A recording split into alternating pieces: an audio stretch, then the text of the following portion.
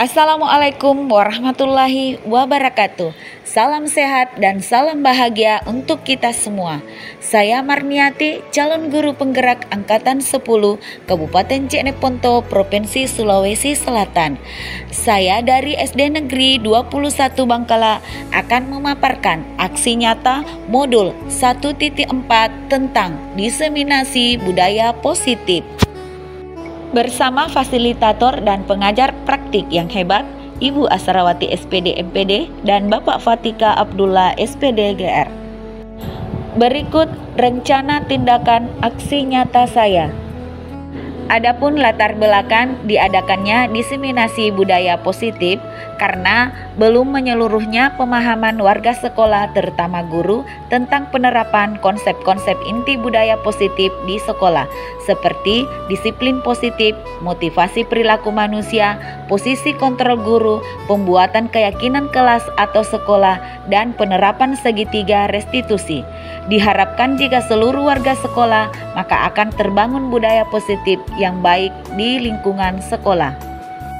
Tujuannya adalah 1. Meningkatkan pengetahuan dan pemahaman tentang budaya positif.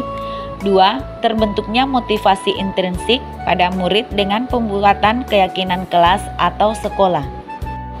Tolak ukur terlaksananya diseminasi konsep inti budaya positif di sekolah. Terbentuknya keyakinan kelas melalui kegiatan kesepakatan kelas yang dilakukan bersama wali kelas dan murid. Murid dan guru konsisten dalam menjalankan keyakinan kelas yang sudah disepakati dan terlaksananya penyelesaian masalah siswa menggunakan segitiga restitusi dalam pelayanan BK. Lini masa tindakan atau langkah-langkah tindakan yang akan saya lakukan adalah yang pertama, menghadap kepala sekolah untuk menjelaskan pentingnya budaya positif dan keyakinan kelas di sekolah, serta meminta izin untuk mendiseminasikan bersama rekan guru. Kedua, mengumpulkan rekan guru untuk melakukan diseminasi pemahaman materi budaya positif atau keyakinan kelas dan segitiga restitusi. Yang ketiga, berkoordinasi dan berkolaborasi dengan wali kelas untuk membuat keyakinan kelas di kelas masing-masing. Yang keempat, memantau, merefleksikan, dan mengevaluasi keyakinan kelas yang telah dibuat. Berikut dukungan yang dibutuhkan.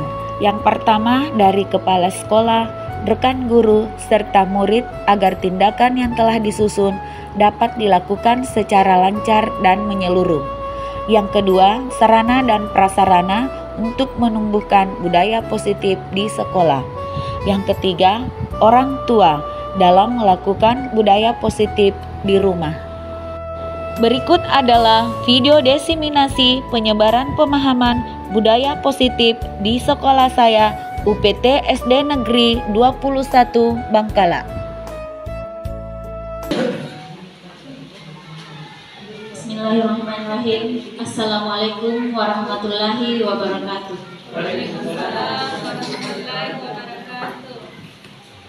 Alhamdulillahirabbil alamin wa bihi nasta'in wa ala umurid dunya waddin wassallallahu ala sayyidina Muhammadin wa ala alihi wa sahbihi ajma'in.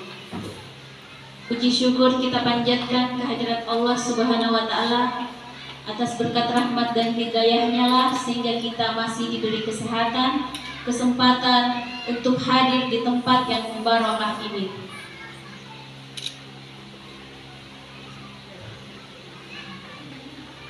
Yang terhormat Bapak Korwil Dikbud Kecamatan Bangkala, yang terhormat Bapak Kepala UPT SDN 21 Bangkala sekaligus pengawas wilayah 3 Kecamatan Bangkala.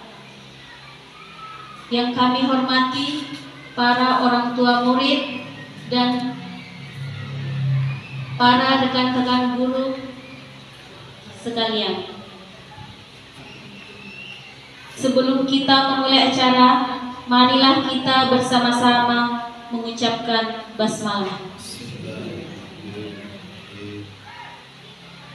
Pada kesempatan ini, saya akan membaca susunan acara Adapun susunan acara yang akan kita lewati adalah sebagai berikut. Yang pertama, pembukaan yang sedang berlangsung, dan acara kedua, pembacaan doa. Acara ketiga, sambutan-sambutan. Sambutan pertama oleh Bapak Korwil Dikbud Kecamatan Bangkala.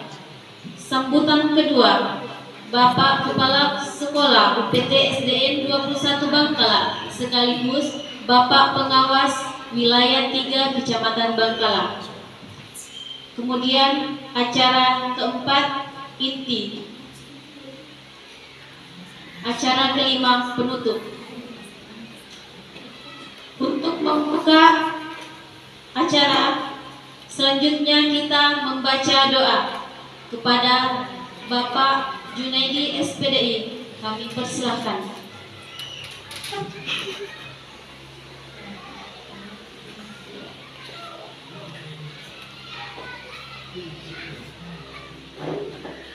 Bismillahirrahmanirrahim. Assalamualaikum warahmatullahi wabarakatuh. Sebelum kita memasuki kegiatan diseminasi aksi nyata pada hari ini, marilah kita bersama-sama berdoa kepada Allah Subhanahu wa Ta'ala agar kegiatan hari ini berjalan dengan lancar dan bernilai ibadah di sisi Allah Subhanahu wa Ta'ala. Bismillahirrahmanirrahim. Hamdan syakirin, hamdan na'imin, hamdan yu'afi ni'amahu wa yukafi masidah. Allahumma arinal haqqa haqqa warzuqna ittiba'ah wa arinal batila batila warzuqna ijtinabah. Ya Allah, ya Rahman, ya Rahim, berikanlah kami kemudahan, berikanlah kami hidayah, berikanlah kami pertolongan, dan berikanlah kami ilmu yang bermanfaat. Ya Allah, ya Rahman, ya Rahim, hanya kepadamu lah kami memohon, dan hanya Engkaulah tempat kami bergantung. Maka ya Allah, mudahkanlah segala urusan kami hari ini. Mudahkanlah segala urusan yang telah kami rencanakan hari ini hingga selesai. Semoga kegiatan diseminasi aksi nyata budaya positif modul 1.4 CGP Angkatan 10 ini berjalan dengan lancar. Ya Allah, ya Rahman, ya Rahim, semoga apa yang kami laksanakan hari ini bernilai ibadah di sisimu ya Allah, dan bermanfaat untuk siswa kami ke depannya, bermanfaat untuk sekolah kami, bermanfaat untuk bangsa, negara, serta agama kami ya Allah. Allahumma Rabbana salamna anfusana wa in lam taghfir lana wa tarhamna lanakunanna minal khasirin. Allahumma Rabbana atina fid dunya hasanah wa fil akhirati hasanatan wa qina azabannar. Wa sallallahu alaihi wa sahbihi wa sallam. Walhamdulillahi rabbil alamin. Assalamualaikum warahmatullahi wabarakatuh.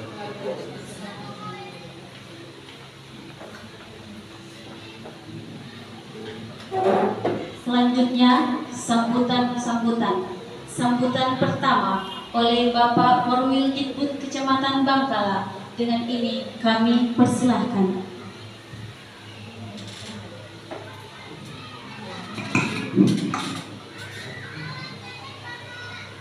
Bismillahirrahmanirrahim. Assalamualaikum warahmatullahi wabarakatuh. Waalaikumsalam warahmatullahi wabarakatuh. Yang saya hormati pengawas wilayah 3 sekaligus sebagai kepala UPT 21 Bangkala. Yang saya hormati pemateri atau pengajar praktik yang sempat hadir di UPT 21 Bangkala. Yang saya hormati, kalau bagus peningkatan mutunya itu pasti ya orang luar pun berminat untuk mendatangkan atau menyekolahkan di UPT 21 Bangkala. Jadi jangan kita berkecil hati karena ada MI, ada sekolah lain, tapi harus inilah tantangan yang harus kita pacu supaya bisa lagi orang luar sekolahkan anaknya di sini.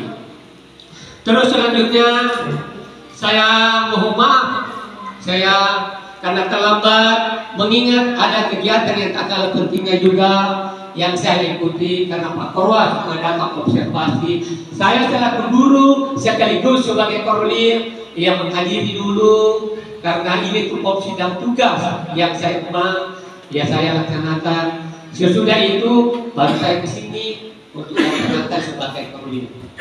Terus yang terakhir, mudah-mudahan kegiatan diseminasi aksi nyata ini dapat berjalan sesuai dengan proses dari tahap demi tahap dapat dilalui dan menjadi guru penggerak yang hebat yang handal insya Allah. Karena tidak ada tantangan dan rintangan yang kita bisa lalui tanpa suatu proses yang baik, terutama yang dilakukan pada DPU dan Ibu Basrawati yang ada di UPT 11 Bangkalan.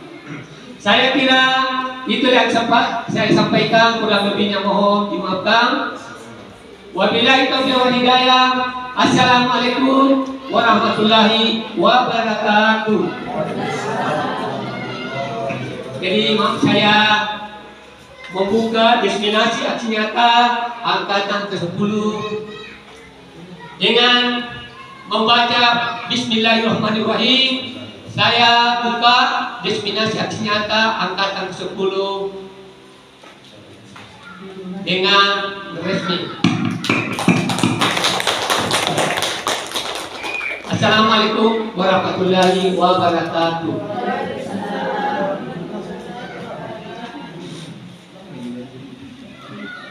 Acara berikutnya sambutan kedua oleh Bapak Kepala UPT SDN 21 Bangkalan sekaligus Bapak Pengawas Wilayah 3 Kecamatan Bangkalan.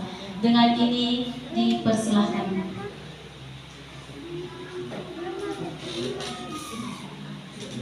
Bismillahirrahmanirrahim.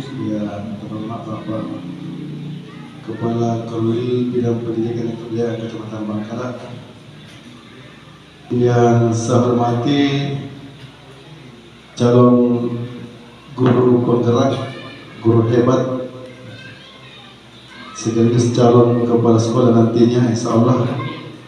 Karena untuk menjadi kepala sekolah maka harus dulu mendapatkan predikat guru penggerak yang ganteng dan cantik-cantik. Yang saya hormati segenap guru-guru UPT SDN 21 Bangkalan yang paling saya muliakan, ibu-ibu, para orang tua siswa yang tak pernah henti-hentinya mendukung semua kegiatan yang akan dilaksanakan, baik itu kegiatan yang akademik maupun non-akademik. Mereka-mereka inilah yang tak pernah henti-hentinya memberikan sumbangsihnya untuk perubahan sekolah ini. Assalamualaikum warahmatullahi wabarakatuh.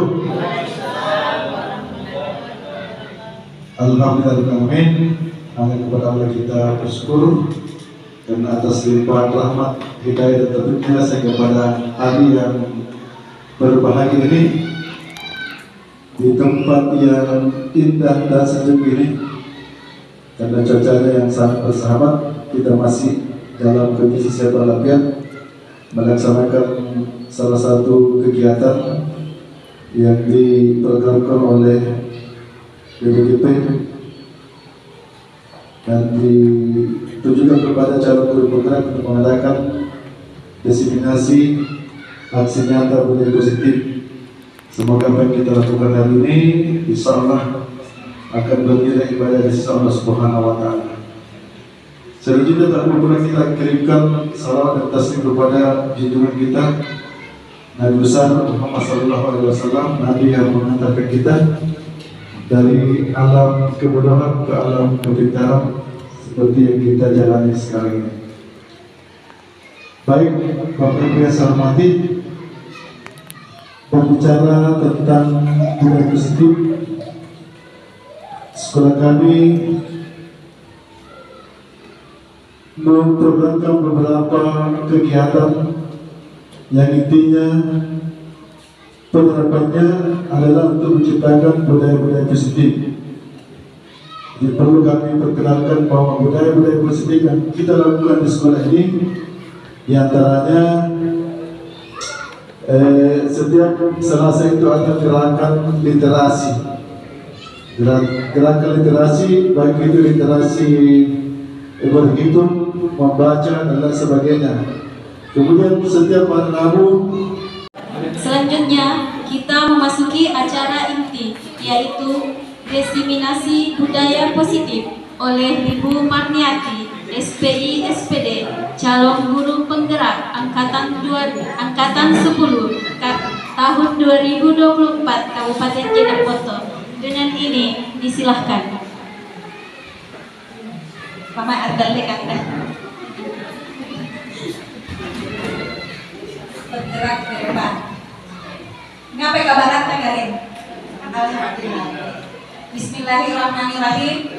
Yang terhormat Bapak Koordinator Wilayah Kecamatan Bangkala, yang terhormat Bapak Pengawas Wilayah 3 yang sekaligus Kepala Sekolah kita UPT SD Negeri 21 Bangkala, yang terhormat para orang tua siswa, yang terhormat Bapak Ibu guru yang sempat hadir pada hari ini. Assalamualaikum warahmatullahi wabarakatuh. Salam sejahtera dan salam sehat untuk kita semua. Puji syukur kita panjatkan kehadirat Allah Subhanahu wa Ta'ala, karena pada hari ini Allah senantiasa memberikan kita nikmat kesehatan sehingga kita hadir di tempat yang sangat sederhana ini. Tak lupa pula kita mengucapkan syukur kepada baginda Rasulullah Muhammad SAW yang telah memberikan kita cahaya yang terang benderang dan selalu memberikan kita bahwa memberikan atau membudayakan atau membagikan nilai kebajikan kepada orang-orang atau umat itu adalah nilai yang sangat mulia.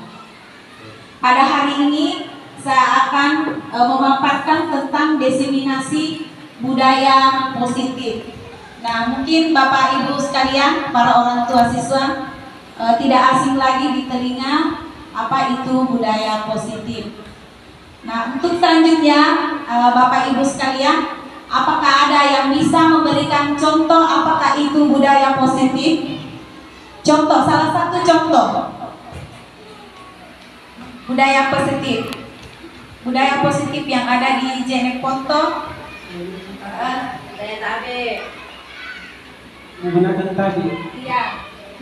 Betul sekali ya, budaya tabe. Jadi budaya tabe ini adalah mungkin dari dulu sampai sekarang itu kita terapkan kepada anak-anak kita bagaimana membudayakan budaya tabe. Nah, untuk hari ini saya akan memaparkan tentang budaya positif ini. Ini adalah budaya positif yang akan sebentar saya akan paparkan. Adapun agendanya, yang pertama adalah pembukaan. Tadi sudah berlangsung kompetensi lulusan, capaian umum dan capaian khusus, pemahaman mimpi, eksplorasi konsep dan refleksi. Eksplorasi konsep ini ada beberapa poinnya, sebentar akan saya jelaskan. Terus untuk selanjutnya ada pertanyaan pemantik yang akan saya berikan sebelum masuk materi. Boleh saya dibantu? Pertanyaan pemantik ini saya akan memberikan post-it kepada Bapak Ibu sekalian. Di sini kita tulis saja setuju atau tidak setuju. Salah satunya setuju, tidak setuju. Jadi ada 3 pertanyaan yang saya akan berikan sebentar. Bisa dibantu pulpennya?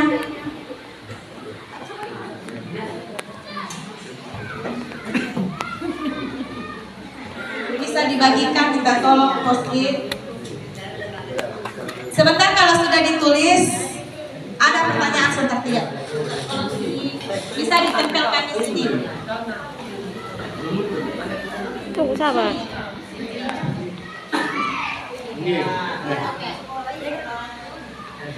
Sudah dibagikan, minta tolong pulpennya. Pertanyaan pertama. Pertanyaan pertama, setuju atau tidak setuju hukuman dapat mendisiplinkan anak. Setuju atau tidak setuju? Bahwa hukuman dapat mendisiplinkan anak. Kunani hukumi jana anak disiplin atau tidak? Setuju atau tidak setuju?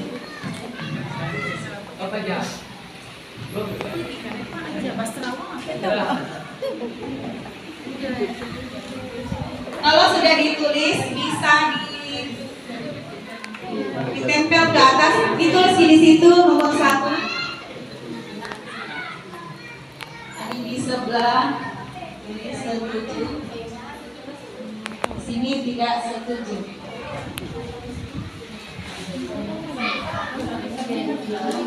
Bisa sampai ketiga. Pertanyaan kedua, pemberian hukuman dengan hal positif seperti membaca atau membersihkan halaman sekolah dapat meningkatkan disiplin anak. Setuju atau tidak setuju?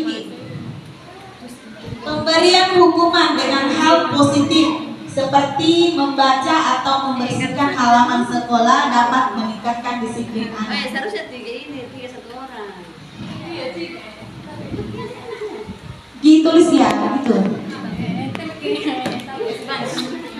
Ditempel di nomor 1 kita tempel dulu kare, baru lanjut di nomor 2 kare. Ditempel dulu nomor 1 kare. Jadi tersusun kita.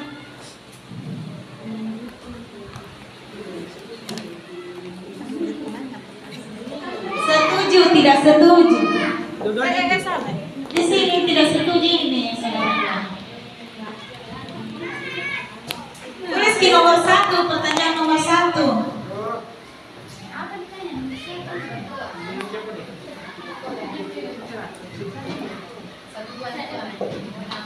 Oke.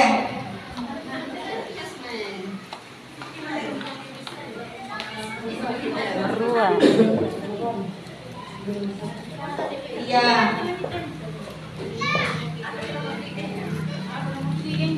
Nomor 3, memberi penghargaan dapat meningkatkan motivasi belajar anak. Setuju atau tidak setuju? Kalau misalnya dikasih penghargaan itu anak-anak katanya dapat meningkatkan motivasi belajar siswa. Setuju atau tidak setuju Karen?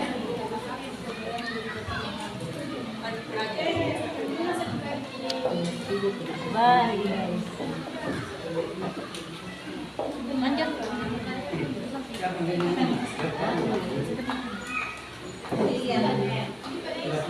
Ternyata banyaknya yang setuju.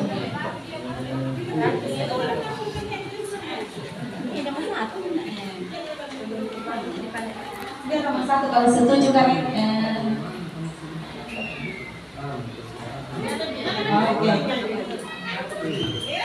Oke. Terima kasih. Ya. Terima kasih Karen, masih ada? Setuju.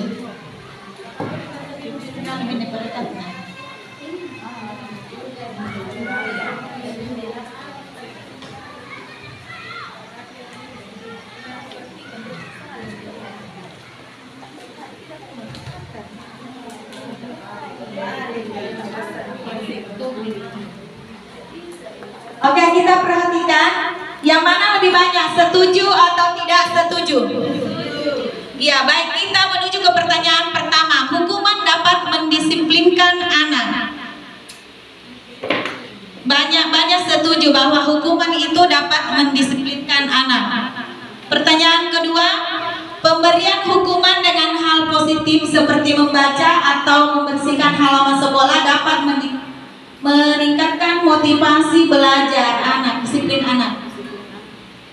Nah, di sini juga banyak yang setuju. Banyak yang setuju, ada beberapa poin ini.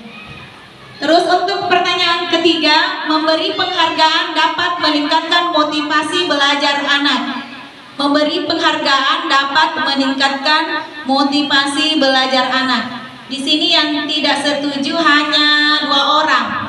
Banyak lagi yang setuju. Berarti kesimpulan kita pada pertanyaan pemantik hari ini bahwa hukuman, pemberian hadiah ataupun yang membersihkan halaman, hukumannya membersihkan halaman itu disetujui atau setuju. Baik, next. Nah, sebelum saya masuk ke penghargaan, restitusi, keyakinan kelas, kebutuhan dasar manusia dan dunia berkualitas, 5 restitusi, 5 posisi kontrol. Ini posisi kontrol untuk guru. Terus 6 restitusi atau segitiga restitusi. Ini juga punyaan guru. Next. Baik, saya akan menjelaskan yang tadi. Yang pertama, disiplin positif dan nilai-nilai kebajikan universal. Ini ada peta konsep yang akan saya perlihatkan. Next. Nah, namun sebelum kita masuk ke peta konsep, ada perubahan paradigma. Di mana pada perubahan paradigma ini, ibu-ibu sekalian, Bapak akan mempraktekkan apa kira-kira yang ada, maksudnya yang berharga pada diri ibu, yang kita mestinya pegang teguh dengan kepala di tangan. Sebentar kita tulis kepala tangan, tetapi yang berpasangan ini ya. Tapi sebentar, yang disampingkan itu bagaimana membujuk atau meminta yang ada di tangan tak. Maksudnya ada apa ya istilahnya? Maksudnya hal yang maksudnya yang kita betul-betul ini tidak bisa memberikan kepada orang lain yang berharga. Apa yang berharga pada diri kita, tapi tidak mau diberikan orang lain, tapi ini yang disampingkan teman-teman mau ini itu yang kita genggam itu.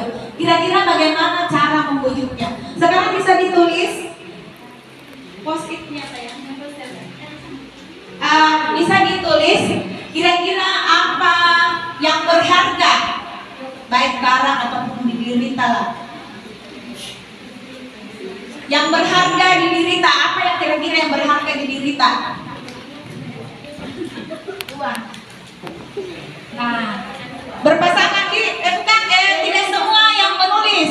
Berpasangan misalnya Ibu Erleba sama Mbak bisa berpasangan. Ada yang maksudnya siapa kayak yang membujuk. Misalnya Ibu Miniati yang membujuk, ya kita Karen yang menulis apa yang kita bujuk. Terus Pak Runa juga sama bahasa rawatan. Tidak jalan-jalan. Ada yang bisa mencontoh di atas bagaimana cara kamu membujuk ke teman-teman yang genggamannya itu berharga sekali sama saja tidak mau kasih ke orang lain. Oke, silakan dicontoh di atas Pak Runa. Semangat dulu keren. Bagaimana caranya? Siapa yang membujuk? Pak Ronald ya? Pak Ronald yang membujuk. Kira-kira bagaimana bujukan sama Bu Basra? Yang sebelumnya tadi mau minta izin mau mobil ini barang ini. Bukan boleh. Kenapa ya? Soalnya barang ini sangat berharga bagi saya. Boleh ini karena saya juga perlu. Tidak boleh.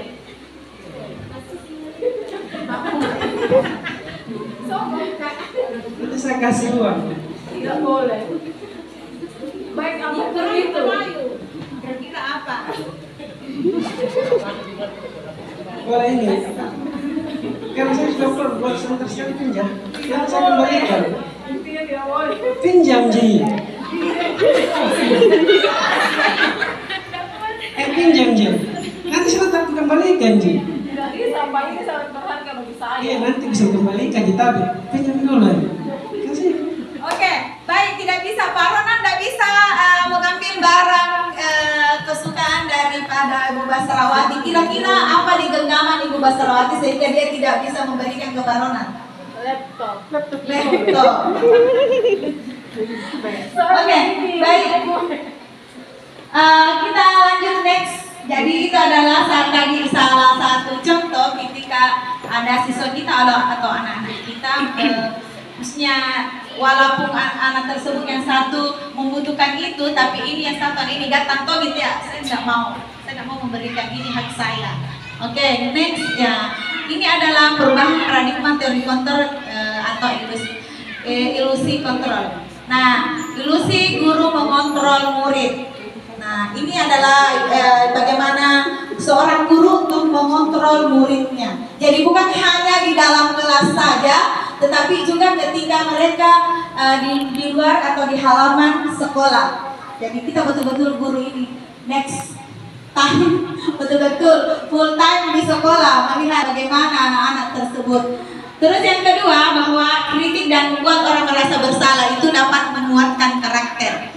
Ini penguatan karakter. Namun anak-anak zaman sekarang itu mungkin karakternya untuk kita sebagai guru saat ini diajar baru kuliah, baru kekuatannya itu karakternya, kesadarannya sudah terbentuk. Jadi itu. Terus untuk penguatan positif, efektif dan bermanfaat. Jadi sekecil atau sebesar apapun yang kita berikan kepada anak-anak tersebut, insya Allah akan bermanfaat. Terus bahwa orang dewasa memiliki hak untuk memaksa. Apakah betul? Jadi tadi yang dilakukan ilustrasinya yang dilakukan oleh Pak Ronald bersama Ibu Basrawati, ternyata yang dipegang, yang sangat berharga yang dipegang itu Basra adalah laptopnya. Mengapa dia tidak memberikannya? Mengapa Basra? Padahal Pak Ronald membutuhkan sekali, hanya sebentar dan bisa mengembalikan pada saat itu juga. Takutnya nanti diambil file-file saya, Bu. Pak, di laptop saya itu banyak file-file yang penting. Jadi saya tidak sembarangan untuk memberikan laptop saya. Terima kasih. Terima kasih Bu Basra. Jadi ini berarti juga ada di dalam sisinya adalah sisi kejujuran. Jadi kalau misalnya corona meminjam, harus juga memberikan alasan mengapa mau meminjam, mau untuk dipakai untuk apa.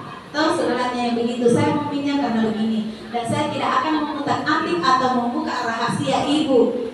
Jadi bisa diberikan. Tadi tidak ada alasannya, langsung saja ya minta kak sebentar tuh kasih kembali. Jadi segala sesuatu itu harus mempunyai alasan yang tepat. Next. Nah, ini adalah peta konsep dari disiplin positif. Nah, di sini ada teori dari Dr. William yang mengatakan bahwa kita mengontrol orang lain itu hanya kita yang bisa mengontrol diri kita sendiri, bukan orang lain. Jadi Pak Ronald sama Pak Basra karena punya Bu, ini punya Mama, ini punya saya. Jadi ataupun misalnya ada emosi dikasih emosi ini, jadi siapa yang mengontrol diri kita sendiri? Nah, tentunya kita sendiri, bukan orang lain. Begitupun kepada anak-anak kita. Nah, di sini kita fungsinya yang apa dulu? Sebagai seorang guru ketika anak-anak emosi, ketika dia bertengkar terus dia ada salah satu dari mereka emosi. Nah, posisi kontrol guru di sini berperan penting. Ya, begitu ya kira-kira. Terus perilaku untuk memiliki. Ya, seperti tadi saya katakan bahwa kalau ingin memiliki tentunya harus ada tujuannya, ada manfaatnya. Begitu Pak Ronald ya. Terus untuk yang berpikir ini, kalau saya minta mau dikasih berarti saya yang menang. Nah, tidak ada hal semacam itu. Ya, kepada anak-anak kita juga begitu, misalnya mau pinjam pulpen, kasih kayaknya minta sampai kepala bulan sini, atau biasakan yang warna itu spidol warna, nah habisnya diisi tahu warnanya ini nama tidak ada istilah begitu ya, dan di sini positif ini. Terus untuk kebutuhan, jika maksudnya perbedaan itu tentunya pasti ada, tetapi bagaimana kita sebagai seorang guru melihat siswa kita sendiri, ambil jalan tengahnya. Kalau misalnya siswa kita yang salah satunya memang ada yang memang betul-betul ini salah mengetahui tahu tapi kita tidak boleh mengatakan di depan siswa barangkali kau salah kok, tetapi mengambil jalan tengah. Bagaimana anak kedua anak tersebut tidak ingin silakan. Terima kasih. Untuk terus kita masuk ke makna disiplin. Nah, makna disiplin. Di sini terkait dengan keyakinan kelas yang dibuat anak kita sendiri, yang 11-12 dengan tata tertib kelas. Ada tata tertib kelas.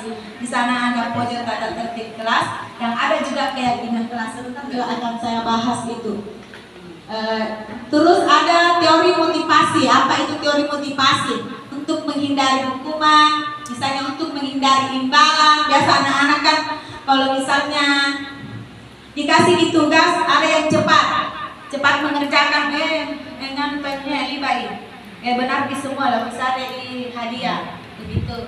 Terus apakah itu cocok dengan kita sebagai seorang guru? Apakah yang lain tidak merasa iya seharian ketena begitu?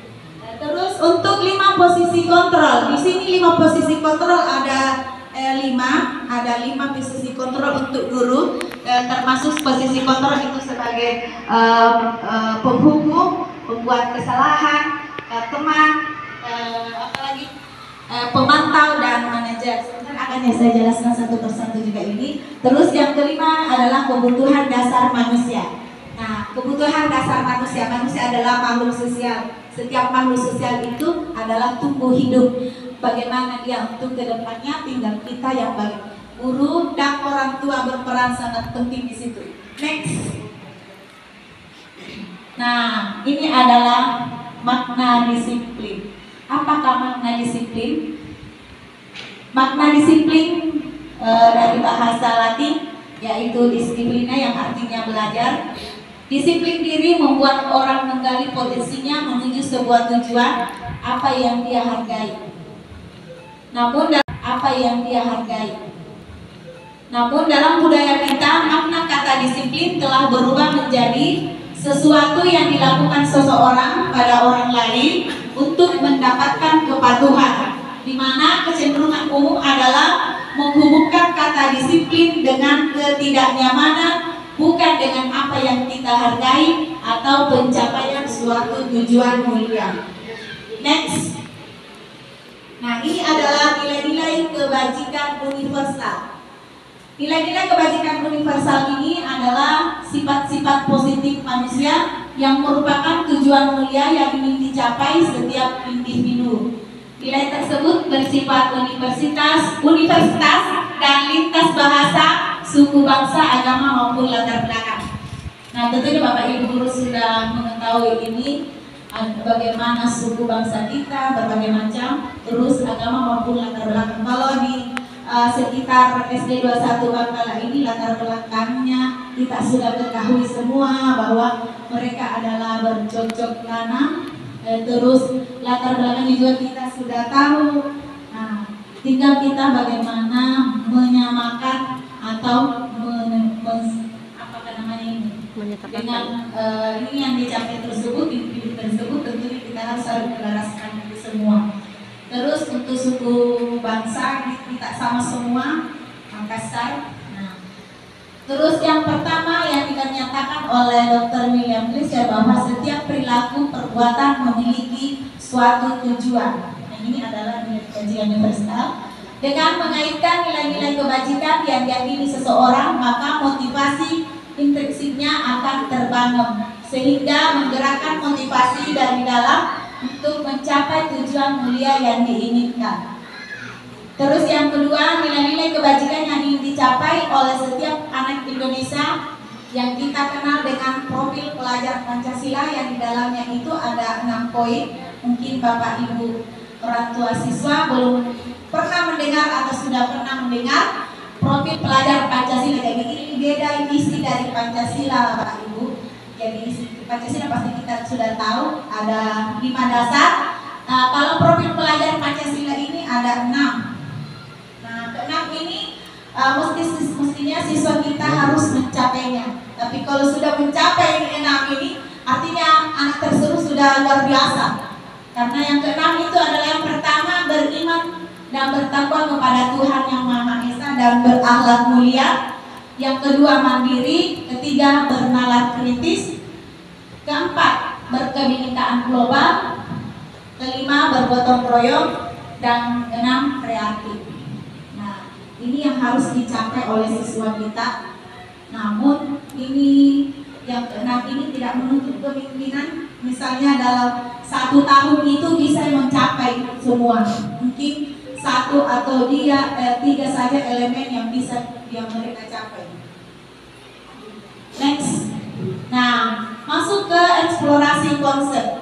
Eksplorasi konsep tentang teori motivasi, hukuman dan penghargaan, restitusi. Ini adalah teori motivasi perilaku manusia. Satu, untuk menghindari ketidaknyamanan atau hukuman, apa yang akan terjadi apabila saya tidak melakukannya. Ini masuk motivasi eksternal atau internal. Ini ada arah tanda panahnya, bisa Bapak Ibu sekalian perhatikan bahwa untuk menghindari ketidaknyamanan atau hukuman, apa yang akan terjadi apabila saya tidak melakukannya. Masuk motivasi eksternal. Ini saling keterkaitan antara poin yang pertama, elemen pertama sampai kedua ketiga ya. Untuk mendapatkan imbalan dari orang lain atau institusi, apa yang akan saya dapatkan apabila saya melakukannya. Nah, ini juga masuk ke motivasi eksternal. Terus yang ketiga adalah untuk menghargai diri sendiri. Saya akan menjadi orang yang seperti apa bila saya melakukannya. Ini masuk motivasi internal, tujuan disiplin positif. Ini yang paling unggul ini. Kalau kita mau menghargai orang lain, maka hargailah diri kita sendiri. Ini dasar kita dengar pepatah orang tua kita dulu. Orang tua, hargai kalian lunak, karena hargai tongkot tahuan. Nah, gitu ya. Oke, next. Nah, ini adalah merdeka dari pemahaman pikiran dari Ki Hajar Dewantara, almarhum Ki Hajar Dewantara. Merdeka, bahwa merdeka adalah tidak hanya terlepas dari perintah, akan tetapi juga cakap buat memerintah diri sendiri. Pahami maksud negara? Dan kita naik ke kepala sekolah ki atau seorang guru ki, nani parenta seenak-enaknya di siswa ya. Tidak nih ciri kira kalian mau parenta kalian mau apa kok bisa atau tidak, baru kita memerintah siswa kita sendiri. Lihat posisi anak tersebut, sanggup dia ketika kita menyuruh anak-anak tersebut, bisakah dia? Tidak bisakah dia? Harus kita melihat posisi anak tersebut. Ini tidak bisa. Karena pasti gurunya tahu IQ-nya anak-anak tersebut dalam hal pembelajaran. Oke, next. Nah, ini saya menghargai. Kalau misalnya ada anak-anak kita nilainya dapat 50, maksudnya salah kasih jawaban, nah, tapi kita menghargai karena dia menulis. Katakanlah saya menghargai, dan mungkin bisa diperbaiki lagi, nah, begitu.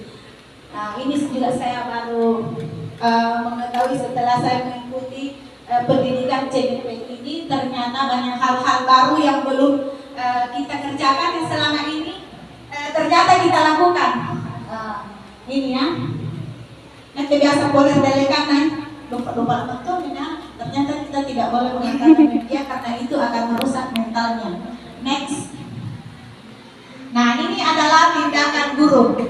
Mungkin bisa lagi kita jawab di sini, jawab kilas semua kita rendi, nggak usah dipakai posit. Mencatat sebenarnya tindakan guru. Kita ini ada kesalahan siswa disuruh mencatat 100 kali di dalam buku kalimat. Saya tidak akan terlambat lagi karena terlambat ke sekolah. Nah, ini berupa hukuman atau konsekuensi. Masuk hukuman. Terus yang kedua, lari mengelilingi lapangan basket 2 kali karena terlambat hadir di sekolah. Ini hukuman atau konsekuensi? Terus hukuman, masuk hukuman ya. Yang pertama hukuman, yang kedua hukuman lagi. Ya. Oke, ketiga, murid diminta untuk push up 15 kali karena tidak menggunakan masker ke sekolah. Hukuman atau konsekuensi? Hukuman. Ya, sudah 3 kali hukuman. Terus menggantikan kertas tugas temannya yang telah dicoret-coret, masuk hukuman atau konsekuensi? Ya, 3/1. Membersihkan tumpahan air di meja tulis karena tersenggol pada saat belajar. Hukuman apa? 3, 2, Murid disuruh untuk mengenakan sepatu seharian di sekolah karena tidak mengenakan sepatu hitam. Hukuman atau masing-masing? Oke, 42. Terakhir, lari mengelilingi lapangan basket 2 kali karena terlambat 10 menit untuk pelajaran PJOK. Halo Pak PJOK. Masuk hukuman itu Pak? Hukuman. Oke, sudah berapa? 5/2 ya? Oke, kita buka next. Nah, ini adalah jawabannya. Tadi 5/2 nih. Sekarang hukuman ada 4, konsekuensinya ada 3. Tadi menggantikan kertas teman-teman yang tadi coret masuk hukuman, ternyata dia masuk konsekuensi. Ini Bapak Ibu pasti pasang. Oke, next. Nah, ini adalah hukuman apa yang harus dilakukan oleh seorang guru kepada muridnya. Nah, hukuman adalah sesuatu yang menyakitkan yang harus terjadi, membuat anak sakit fisik maupun hati untuk jangka waktu lama yang seperti tadi saya katakan. Terus anak membenci kedisiplinan yang memang betul anak terlambat.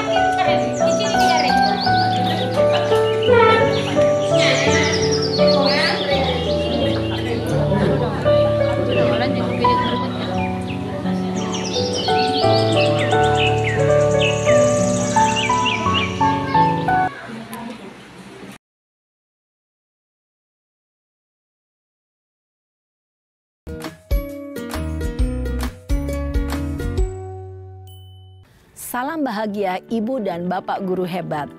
Dalam penerapan disiplin positif restitusi, salah satu program yang dikembangkan adalah 5 posisi kontrol. 5 posisi kontrol dalam restitusi adalah proses perjalanan seorang pendidik agar dapat mengenali dirinya. Pada video kali ini, kita akan membahas tentang 5 posisi kontrol yang dikembangkan oleh Diane Gosson dan contoh penerapannya.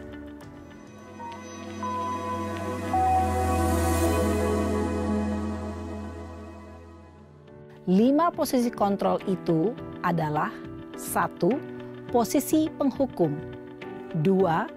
Posisi pembuat merasa bersalah, 3. Posisi teman, 4. Posisi pemantau atau monitor, dan 5. Posisi manajer. Untuk lebih memahami kelima posisi tersebut, mari kita saksikan kasus Naren yang terlambat hadir 20 menit di sekolah dan melihat bagaimana kelima posisi kontrol dalam menghadapi masalah tersebut.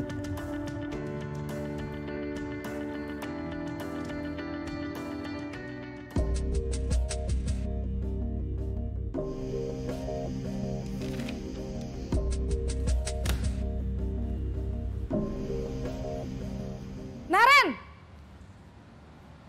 Sini kamu! Selamat pagi, Bu. Selalu terlambat. Kamu deh, pasti terlambat. Maaf, Bu. Saya... Apa? Apa coba? Alasan kamu apa lagi? Kapan sih kamu tidak terlambat? Malas sekali ya kamu jadi anak. Saya... Dasar pemalas. Gak kapok-kapok sih kamu. Sudah berapa kali terlambat? Sana. Kamu keliling lapangan basket 2 kali. Kenapa saya harus keliling lapangan basket, Bu? Kenapa? Kamu mau lawan ibu? Berani-beraninya jawab. Sudah terlambat, masih berani jawab pula. Sekarang, keliling lapangan basket 5 kali sekalian. Biar kapok. Cepat. Pergi sana ke lapangan basket.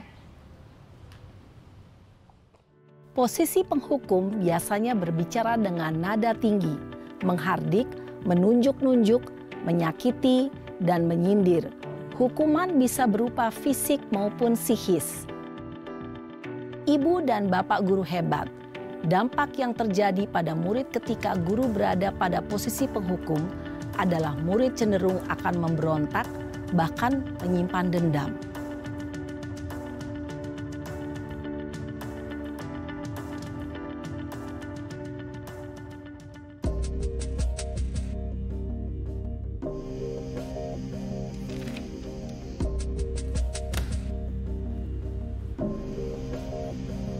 Naren!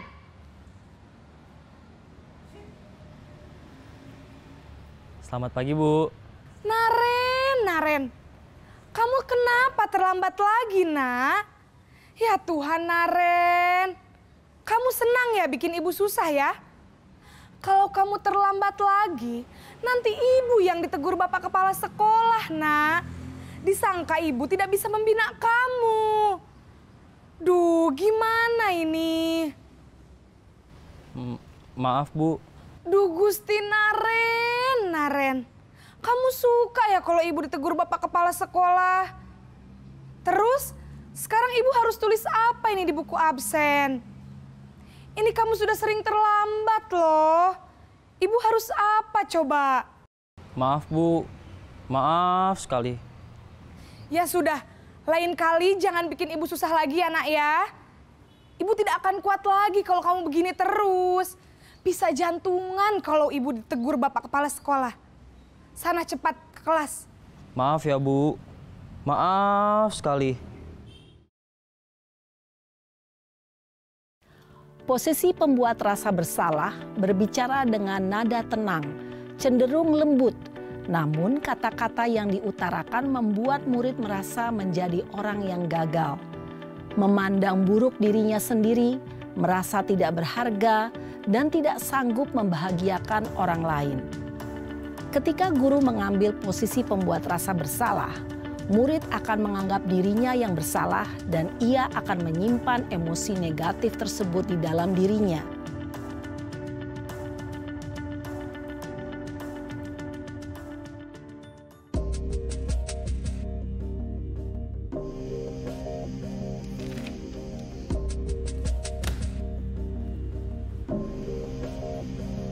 Naren!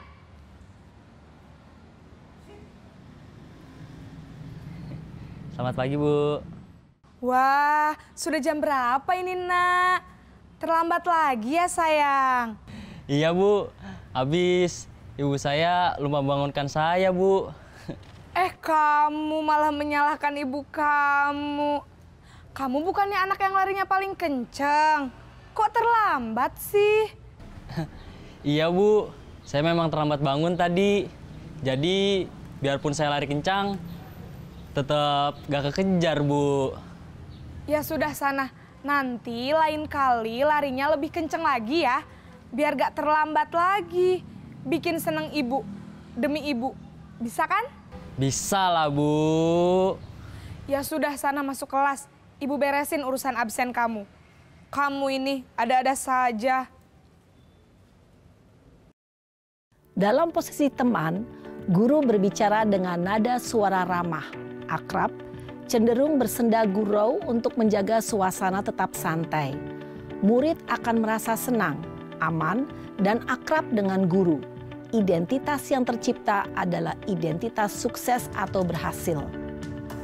Namun, perlu diingat, karena ini masih dorongan eksternal, maka ada faktor ketergantungan dari murid kepada orang tertentu. Di sini guru absennya, sehingga di lain waktu murid bisa berperilaku baik, namun hanya kepada orang-orang tertentu saja.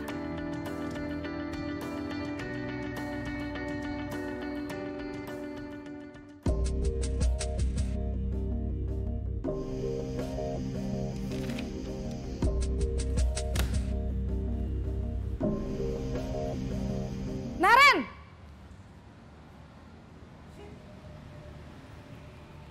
Selamat pagi, Bu. Naren, apa peraturan sekolah kita tentang jam berapa kita harus masuk sekolah, Nak? Kita harus di sekolah jam 7, Bu. Iya, betul. Sekarang sudah jam 7.20. Naren sudah tahu konsekuensinya jika terlambat hadir. Paham, Bu. Saya harus tinggal kelas pas jam istirahat selama 20 menit. Iya benar, konsekuensinya demikian. Jadi nanti jam 9.30 pas istirahat, kamu harus tinggal di kelas, kerjakan tugas tambahan untuk ketertinggalan kamu, ya? Baik, Bu. Posisi pemantau mengandalkan penghitungan atau data untuk mengontrol murid. Guru mengarahkan murid berdasarkan peraturan dan konsekuensi. Seorang pemantau menunjukkan bahasa tubuh dan ekspresi wajah yang datar dan cenderung formal.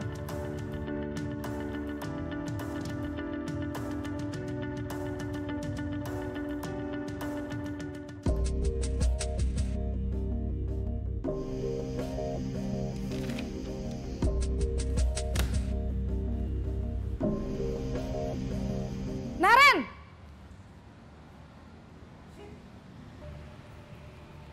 Selamat pagi, Bu. Selamat pagi, Naren. Maaf, Bu. Saya terlambat. Iya, sekolah masuknya jam 7, sekarang sudah jam 7.20. Jadi sekarang bagaimana ini, Naren? Maaf, Bu. Saya lupa setel alarm saya semalam. Baiklah, menurut kamu, keyakinan sekolah yang mana yang perlu kamu tingkatkan?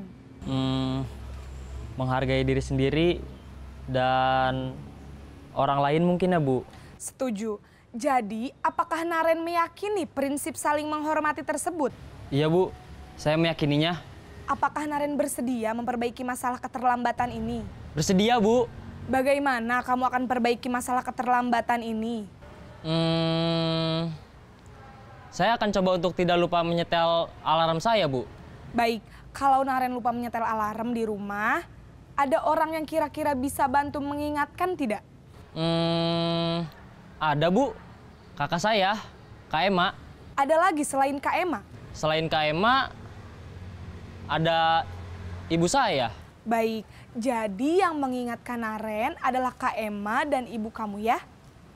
Kira-kira akan mulai setel alarm kapan nih, Naren? Setelah pulang sekolah, akan segera saya lakukan.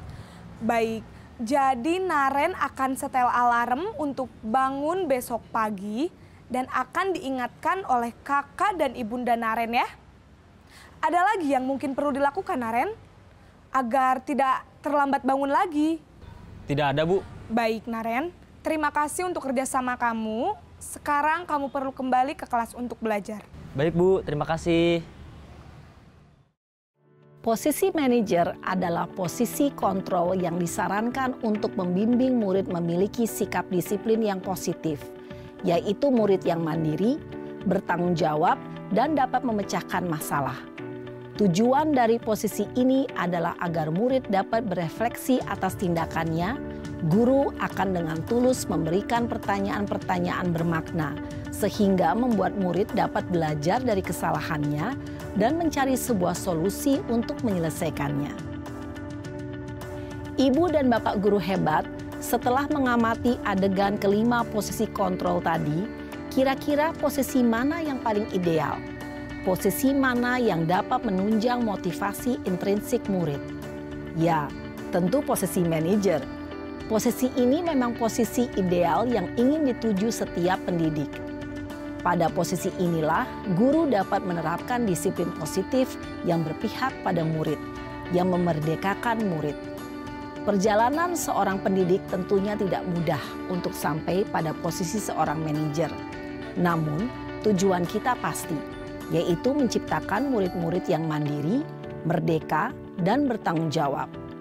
Semoga penggambaran 5 posisi kontrol yang telah diperlihatkan ini dapat menjadi ajang refleksi bagi kita semua, agar dapat terus mengasah dan menerapkan disiplin positif yang memerdekakan murid. Mari terus berlatih dan bersemangat. Selamat menerapkan. Salam dan bahagia, Ibu dan Bapak Guru hebat.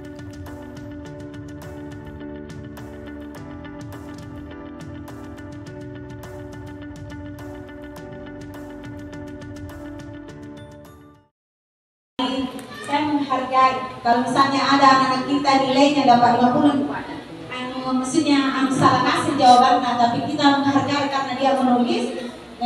Katakanlah saya menghargai, tapi mungkin bisa diperbaiki lagi, nah begitu. Nah ini juga saya baru mengetahui setelah saya mengikuti pendidikan CNP ini, ternyata banyak hal-hal baru yang belum kita kerjakan yang selama ini ternyata kita lakukan. Ini ya, nanti biasa boleh delekan nih, lupa betul ya. Ternyata kita tidak boleh mengatakan media karena itu akan merusak mentalnya. Next. Nah, ini adalah tindakan guru. Mungkin bisa lagi kita jawab di sini, jawab kilas semua kita rendi, nggak usah dipakai posit. Mencatat sebenarnya tindakan guru. Kita ini ada kesalahan siswa disuruh mencatat 100 kali di dalam buku kalimat. Saya tidak akan terlambat lagi karena terlambat ke sekolah. Nah, ini berupa hukuman atau konsekuensi. Masuk hukuman. Terus yang kedua, lari mengelilingi lapangan basket 2 kali karena terlambat hadir di sekolah. Ini hukuman atau konsekuensi? Terus hukuman, masuk hukuman ya. Yang pertama hukuman, yang kedua hukuman lagi. Ya. Oke, ketiga, murid diminta untuk push up 15 kali karena tidak menggunakan masker ke sekolah. Hukuman atau konsekuensi? Ya, sudah 3 kali hukuman. Terus menggantikan kertas tugas teman yang telah dicoret-coret. Masuk hukuman atau konsekuensi? Ya, 3/1. Membersihkan tumpahan air di meja tulis karena tersenggol pada saat belajar. Hukuman apa? Kedua, murid disuruh untuk mengenakan sepatu seharian di sekolah karena tidak mengenakan sepatu hitam. Hukuman atau konsekuensi? Oke, 42. Terakhir, lari mengelilingi lapangan basket 2 kali karena terlambat 10 menit untuk pelajaran PJOK. Halo Pak PJOK. Masuk hukuman itu Pak? Hukuman. Oke, sudah berapa? 5/2 ya? Oke, kita buka next. Nah, ini adalah jawabannya. Tadi 5/2 nih. Sekarang hukuman ada 4, konsekuensinya ada 3. Tadi menggantikan kertas tugas teman yang tadi coret masuk hukuman, ternyata dia masuk konsekuensi. Ini Bapak Ibu pasti tahu. Oke, next. Nah, ini adalah hukuman apa yang harus dilakukan oleh seorang guru kepada muridnya. Nah, hukuman adalah sesuatu yang menyakitkan yang harus terjadi, membuat anak sakit fisik maupun hati untuk jangka waktu lama yang seperti tadi saya katakan. Terus anak membenci kedisiplinan yang memang betul anak terlambat.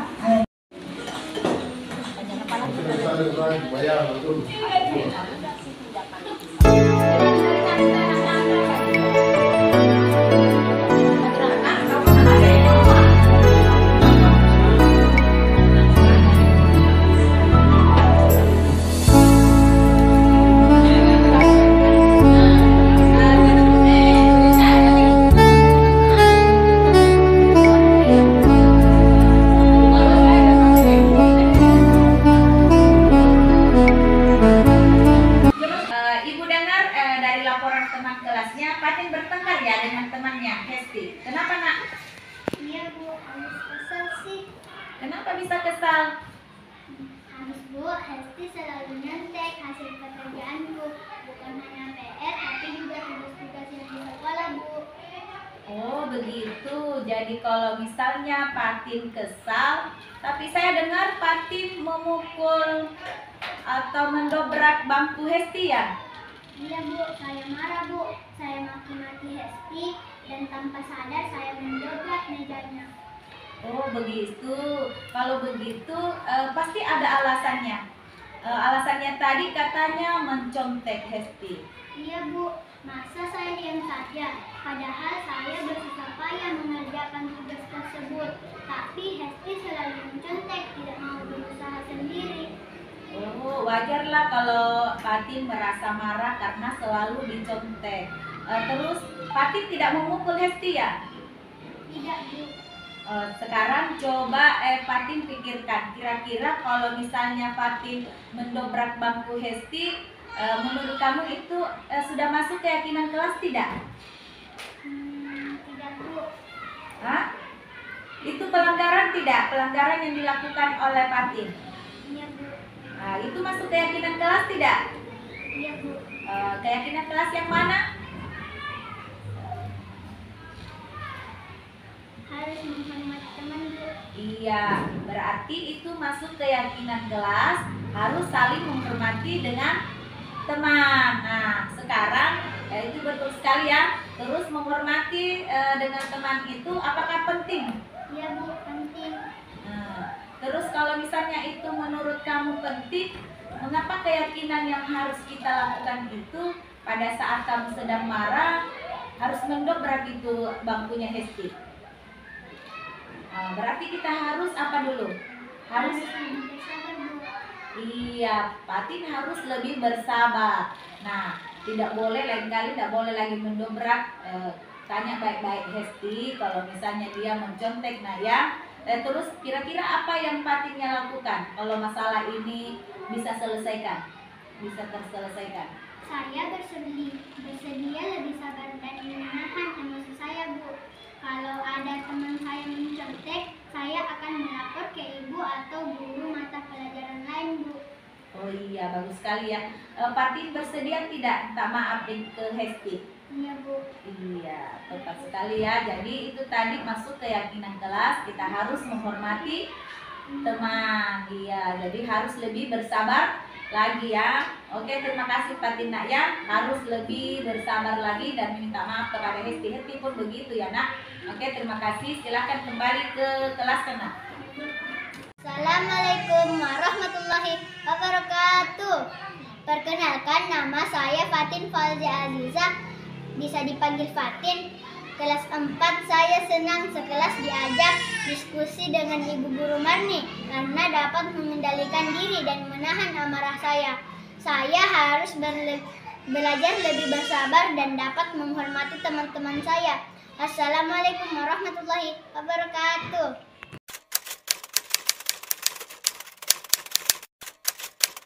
Gaya positif, mungkin Bapak Ibu Guru ataupun orang tua siswa ada yang ingin bertanya, silakan.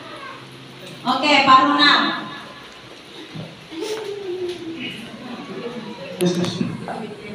Baik, terima kasih atas kesempatannya Ibu. Jadi di sini saya mau bertanya, Ibu tadi kan menjelaskan tentang restitusi. Mungkin bisa dijelaskan contoh restitusi seperti apa? Misalnya Bu, bisa diperlihatkan di depan guru atau orang tua para murid agar kiranya kita yang hadir di sini, bisa kita ini yang namanya restitusi. Karena kalau kita sebagai orang awam atau orang yang mengenal yang namanya segitiga restitusi, itu kayaknya kita bagaimana ya kira-kira itu restitusi? Mungkin bisa dijelaskan. Terima kasih.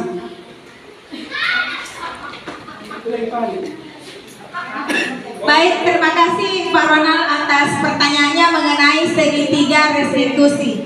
Nah, contoh untuk segitiga restitusi ketika ada siswa kita yang melanggar, misalnya anak tersebut datang terlambat atau misalnya ada yang diganggu oleh temannya, ketika itu juga emosinya meningkat. Nah, ketika itu juga guru harus mengambil posisi kontrol dengan 3 posisi kontrol yang ada. Yang pertama itu yang tadi, boleh saya duduk Pak? Yang pertama itu menstabilkan identitas. Bagaimana menstabilkan identitas anak tersebut ketika ada permasalahannya? Kita tanya baik-baik. Kenapa Kina? Saya dengar tadi dari temannya Ananda memukul atau mendobrak bangkunya. Kenapa bisa? Nah, ketika anak tersebut menjawab, tentunya pasti dia akan jujur kepada gurunya. Iya Bu, saya tadi memukul bangku teman. Kenapa nak? Kenapa bisa? Jadi ada timbal balik kepada kita, kepada anak kita. Nah, di situ adalah menstabilkan identitas. Bagaimana anak tersebut tidak emosi di depan guru. Begitupun kita juga. Jadi adem ayam begini. Terus validasi kebutuhan, ya. Nah, validasi kebutuhan di sini tentunya kita harus bertanya kepada anak tersebut. Apa sebabnya? Mengapa demikian? Nah, itu pasti anak tersebut punya alasan mengapa sehingga berbuat demikian. Nah, Terus yang ketiga adalah menanyakan keyakinan kelas. Kalau misalnya anak tersebut melakukan, kita tanyakan, itu tadi yang kita lakukan masuk keyakinan kelas tidak? Oh iya Bu, masuk keyakinan kelas. Masuk keyakinan kelas yang mana? Oh saya harus menghargai teman Bu. Nah kalau misalnya kita harus menghargai teman, tentunya kita harus ngapain? Nah saya harus minta maaf Bu. Nah begitu anak-anak tersebut mengetahui, dan tentunya permasalahan tersebut juga terselesaikan dengan jawabannya mereka sendiri. Iya Bu, saya mengaku salah Bu. Nah kalau begitu ketika mengumpul teman sebaiknya bagaimana? Saya harus menahan emosi saya Bu ketika ada teman mengejek-ngejek saya. Nah di situ permasalahan anak tersebut bukan gurunya yang memecahkan masalah, tetapi anak itu sendiri yang mengakui kesalahannya. Bagaimana solusi anak tersebut sehingga reda amarahnya. Begitu Pak Ronald. Bagaimana?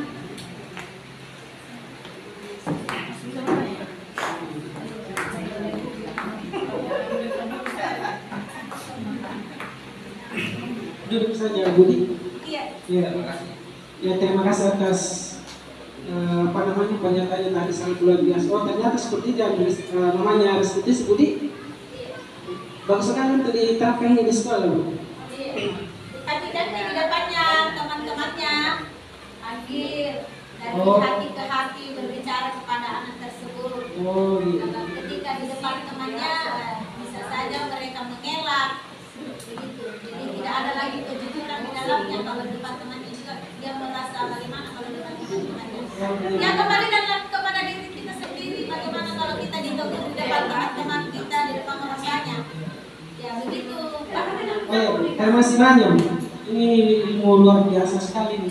Terima kasih banyak. Ya, terima kasih Pak Ronald. Bagaimana Bapak Ibu yang lain? Ya, terima kasih.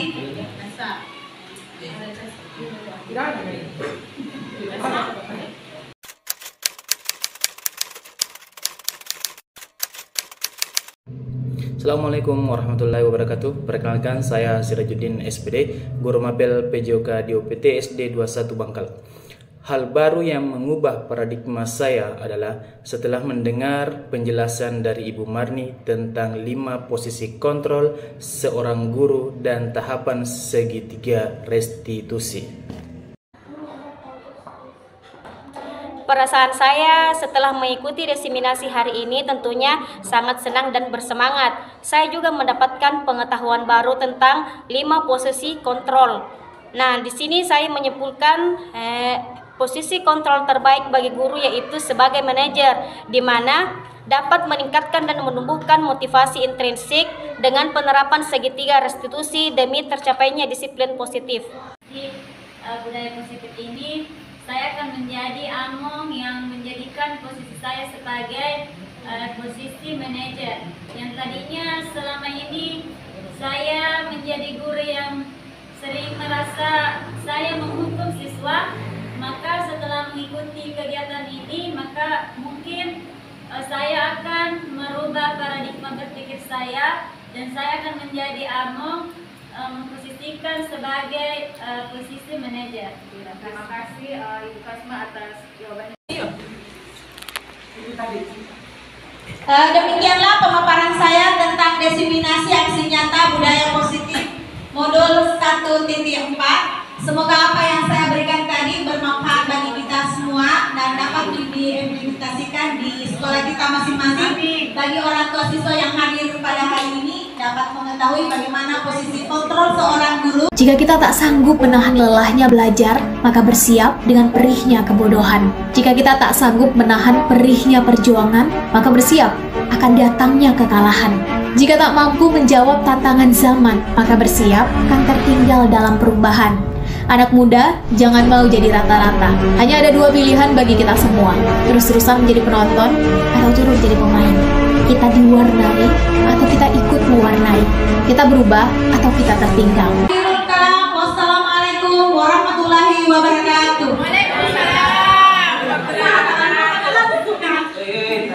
Berikut adalah video pembuatan keyakinan kelas di kelas 4 UPT SD Negeri 21 Bangkala.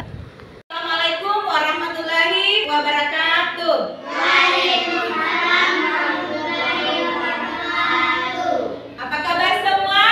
Alhamdulillah, saya sehat, saya kuat, saya hebat. Yes. Kenapa nanti kurang semangat?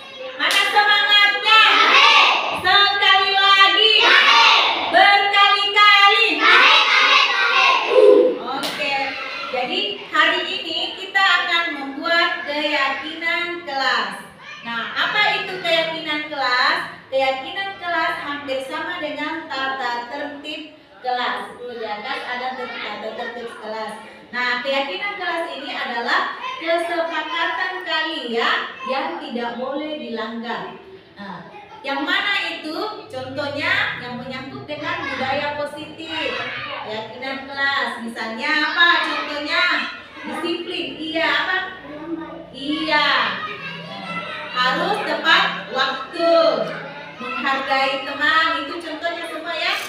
Jadi apa tujuannya kita membuat keyakinan kelas? Agar di dalam kelas kalian kondusif, aman, nyaman belajar. Jadi semua yang kalian tulis di post-it nanti, nah, yang diusulkan oleh teman-teman kalian itu tidak boleh dilanggar. Contohnya harus berpakaian rapi, apalagi hadir tepat waktu, mengerjakan tugas dari guru kelas maupun guru mapel harus tepat waktu. Jadi kalian yang mengusulkan semua ya, anak-anakku mengusulkan 1 sampai 2 saja ya. Usulannya nanti sebentar direvisi kembali apa-apa yang kita akan masukkan di keyakinan kelas. Nah, setelah keyakinan kelas atau kesepakatan kelas itu disepakati, kalian harus bertanda tangan di bawahnya bahwasanya kalian tidak akan melanggar. Apa kira-kira? Tapi itu bukan berupa hukuman, tapi pelanggarannya itu berupa teguran. Karena kalian yang membuat, semestinya juga tidak boleh dilanggar kalau kalian. Jadi sebentar menulis 1 sampai 2 usulannya. Apa kira-kira kesepakatan yang harus kita tulis dan tidak boleh dilanggar? Bersedia? Siap? Siap. Oke, kita menulis lalu oke.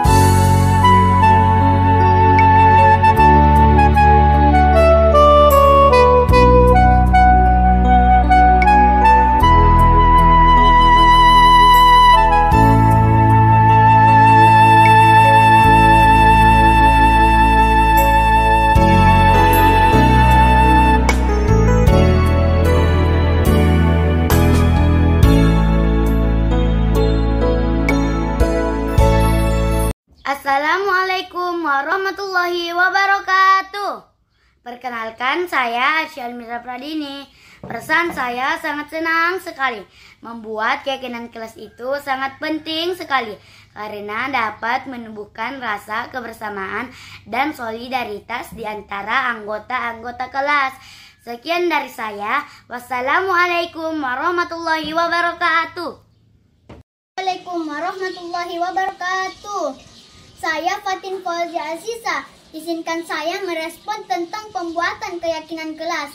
Perasaan saya sangat senang sekali, di mana pembuatan keyakinan kelas sangat penting sekali.